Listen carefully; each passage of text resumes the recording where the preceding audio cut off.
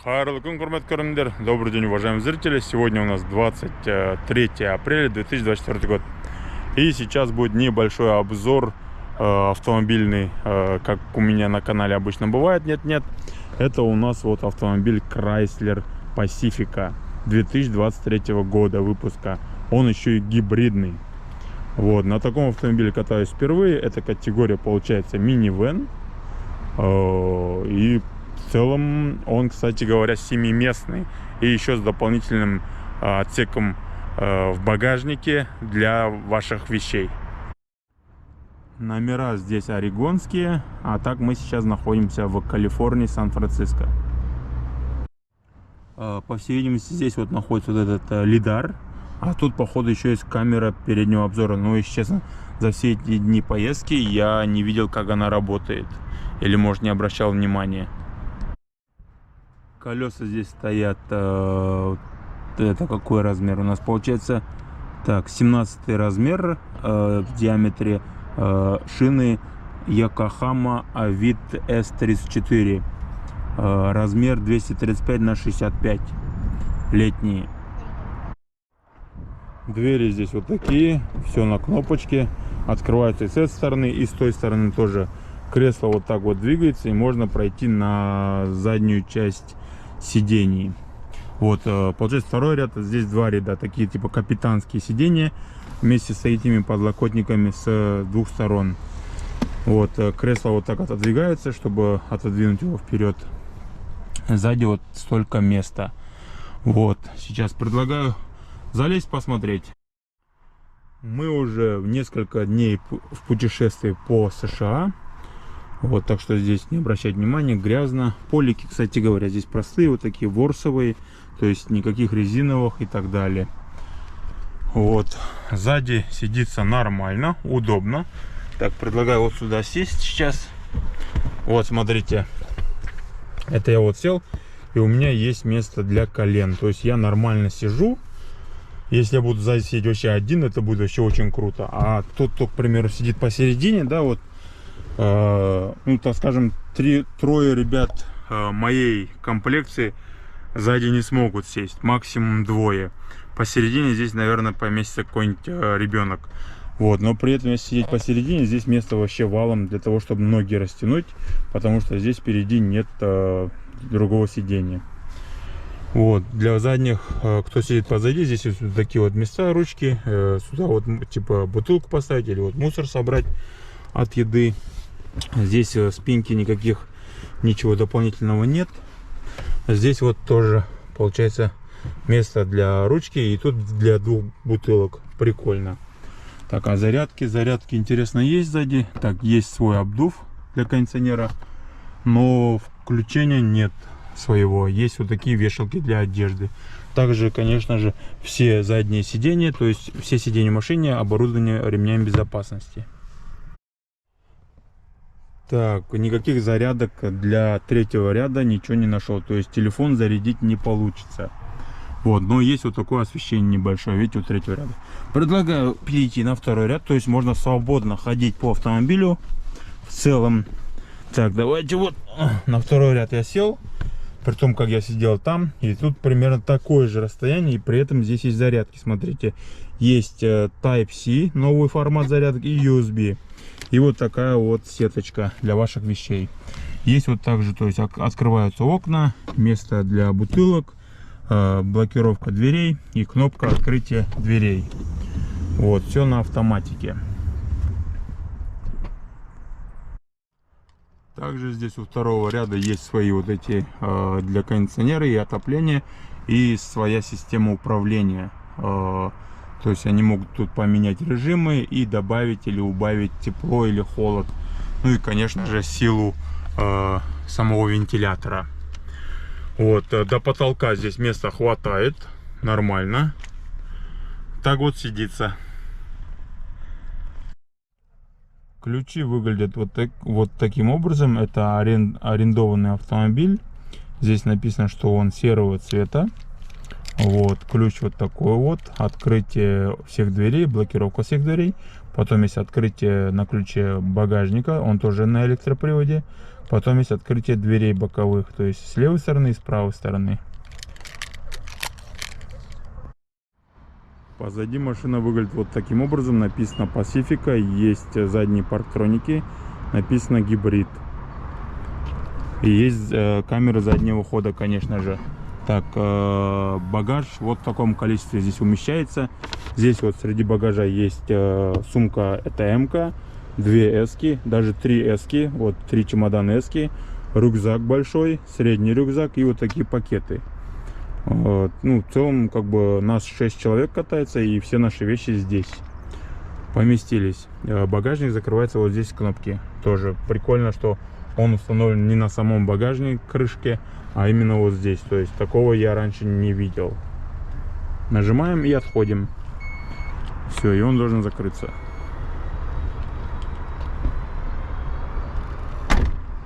Все, и это тоже.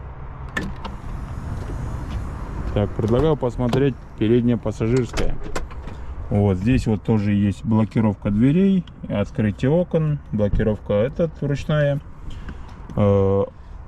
Кресло вот такое, с левой стороны подлокотник, с правой стороны нет, как на втором ряду. Вот впереди в целом вот так, если ноги сделать, то очень много места, то есть все свободно сидишь. Здесь есть вот такой бардачок, так, ну то есть плавно отпускается, очень удобно. Света не знаю, вот есть свет, есть подсветка в бардачке. Это здесь наши документы по машине. И вот так все выглядит. Здесь вот у второго ряда, кстати, есть куда поставить бутылки, даже здесь она выдвижная получается. Потом вот эти тоже все выдвижные, задвижные. Ой. Так, вот так вот открывается. Для стаканов получается. Тут для каких-то мелочей. Потом еще вот такая тоже есть полка большая прям. Вот, потом вот здесь вот полка, здесь вот видите сумка лежит. Есть подключение на 12 вольт там. Потом вот здесь полка, вот такая вот. Потом вот здесь полка еще есть у водителя. Есть зарядки Type-C, USB и AUX еще подключение есть. Вот, в целом вот так все выглядит. Вот такой вот экран. Здесь управление. А это вот, кстати говоря, управление коробкой автомат. То есть, видите, вот такая шайба здесь находится. Здесь кнопка старт-стоп. Вот такие эти. Тоже с этим, с освещением. Вот, здесь у нас тоже освещение. Вот, смотрите, открытие дверей еще есть, оказывается, здесь поставили.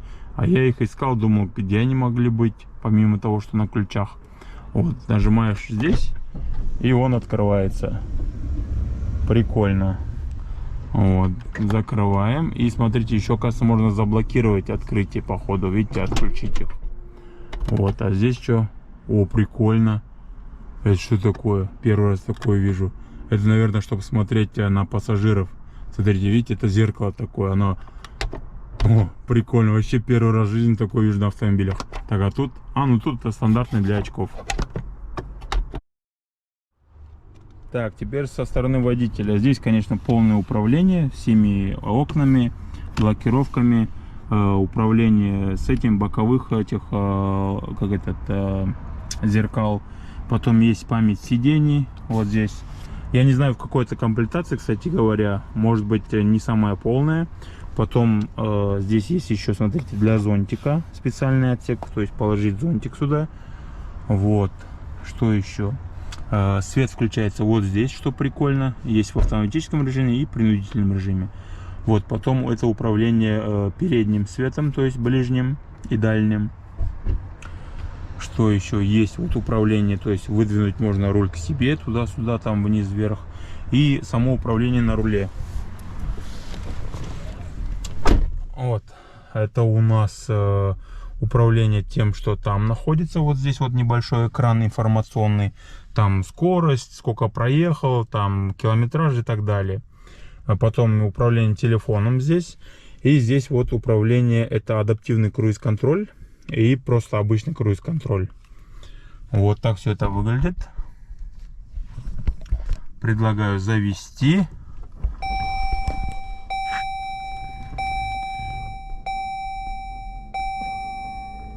Пробег у автомобиля 24 784 мили уже. Вот, заметил, за эти дни заметил, что полного бака здесь хватает на 510 миль. А это довольно неплохо. Я, конечно, не знаю, сколько здесь вообще полный бак, но показатель очень довольно приличный. А то, что вот, к примеру, он показывает, что он гибридный, мы зарядили его вот на днях на рекуперации, когда просто катились со склона до 70%. И тогда показало, что 70% электроэнергии в данном автомобиле нам хватит на 30 миль. Вроде как это совсем не так много, если честно. Но как бы это есть. И, кстати, когда он трогается, автомобиль, он себя ведет как электромобиль, на удивление.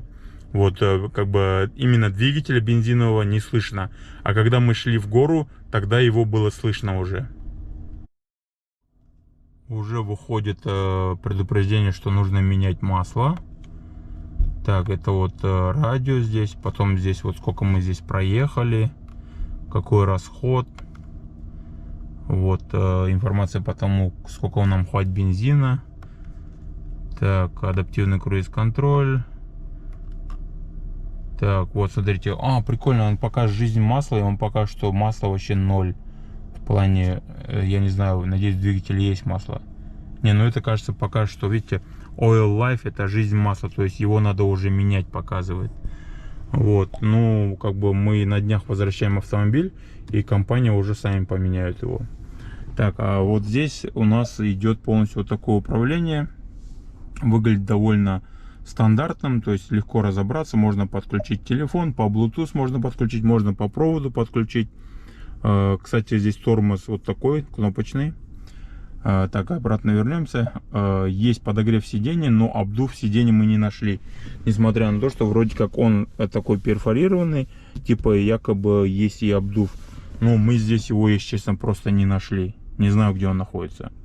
Также здесь вот есть кнопка заглушить музыку, выключить экран, аварийка. Есть кнопка удержания в полосе типа. Потом кнопка парковки, кнопка антизаноса. Так, вернемся обратно к этому экрану. Здесь музыка, кондиционер, обдув там, подогрев руля есть, подключение телефона и меню по автомобилю. Тут какие-то вот есть настройки, дисплей настройка, камера настройка, дата тут. Сиденье настройка. Не знаю, как это сиденье настраивается. Так. Много всего, что-то там есть. Вот. Это разные другие функции.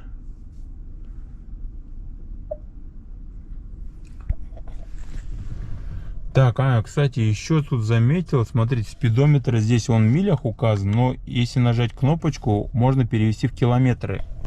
Вот, довольно удобно. Но в целом, если вы ездите по США, неудобно.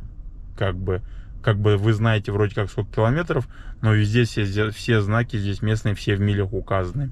Вот, то есть, если вы данную машину, к примеру, приобрели где-то там, где в километрах, все, к примеру, в Казахстане, да, то можно просто кнопку нажать, и все будет в километрах.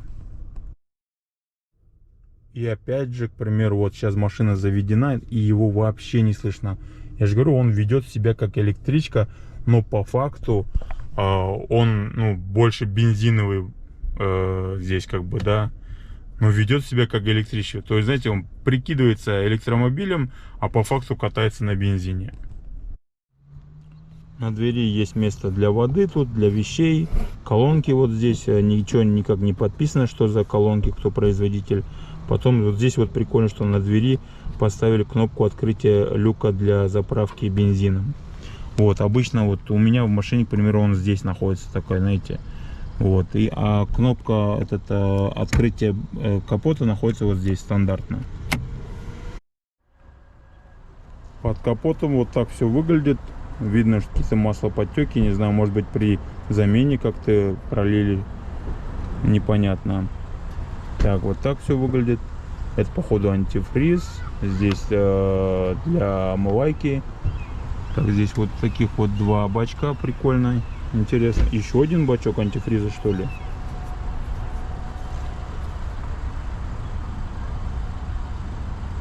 Это походу ГУР. А я думал, он здесь электрический. Походу нет.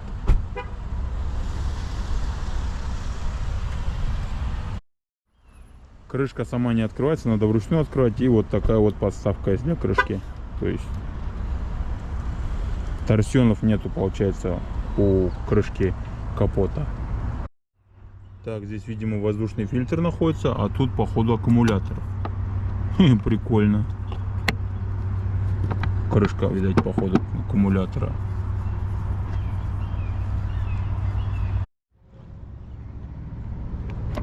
О! Типа заряжается электричеством. Ну и не знаю даже, наверное, как бы здесь походу аккумулятор очень маленький, так скажем, электрочасти данного автомобиля, потому что 70% мы очень быстро зарядили просто на рекуперации. Вот, и этот, он здесь, кстати говоря, его только с салона можно открыть, просто так он не открывается. В целом вот такой вот небольшой обзор. Катаемся, как я говорил ранее, несколько дней уже. Проехали, наверное, около 1500 километров. Машина реально мягкая, легко разгоняется. Я точно не знаю, сколько здесь объем двигателя. Не знаю, где посмотреть просто. Наверное, только в интернете если смотреть. Но ранее говорилось, что здесь вроде как объем двигателя 3,6 литров. И для вот этого кузова его довольно достаточно. Как бы мы нигде сложности не увидели. И в горы ездили, и по полям, как говорится, и по обычным местам и так далее. То есть сложностей не было. Представляете, сколько здесь места, если разложить третий и второй ряд? Это просто реально, ну, можно сказать, небольшой автодом в минивэне. Здесь однозначно можно без проблем ночевать, может даже вдвоем. И даже как бы, ну, все расстелить, да, нормально. И даже что-то готовить в машине. То есть довольно неплохая машина. Единственный минус, она низкая. Вот, постоянно мы боялись там то задеть, это задеть. Вот, и расход тоже неплохой, кстати говоря, по трассе. Порадовал. Информация на двери.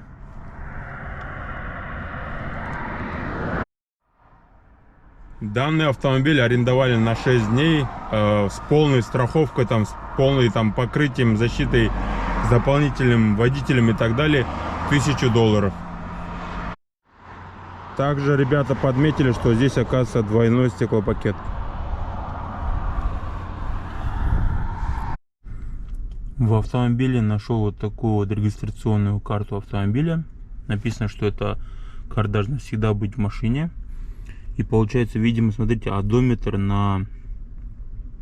Это какой месяц? Апрель 17, что ли? Всего лишь 5 миль? Даже не знаю, как-то особо не верится, конечно. Потому что сейчас показывает 25 тысяч миль уже. А сегодня 26 число.